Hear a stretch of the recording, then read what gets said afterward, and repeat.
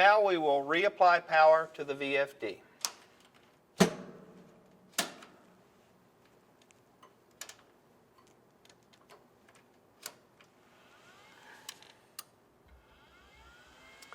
As we see with the HMI, it will have a backlight.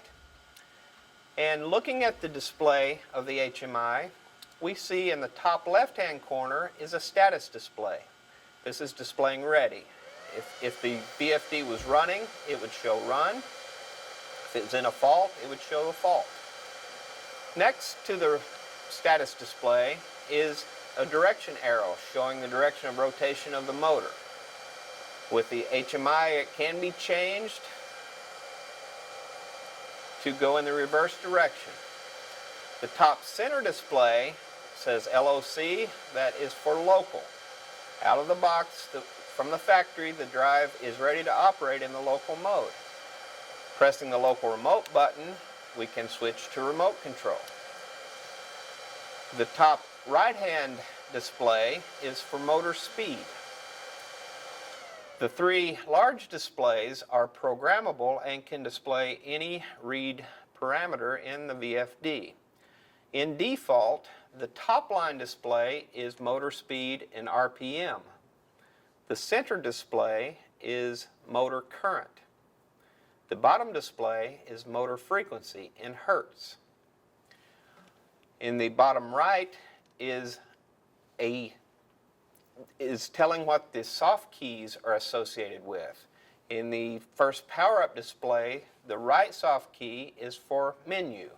The left soft key has no function. If we press the right soft key, we will go into the menu system. As we see, the orientation of the soft keys do change, so if we press return, we go back to the main display. Since we are powered up, we are wired to the motor. From out of the box, the drive can operate this motor. All we have to do is press the green run key. We do see the motor starts ramping up. We can change set speeds on the motor by using the up and the down arrow keys.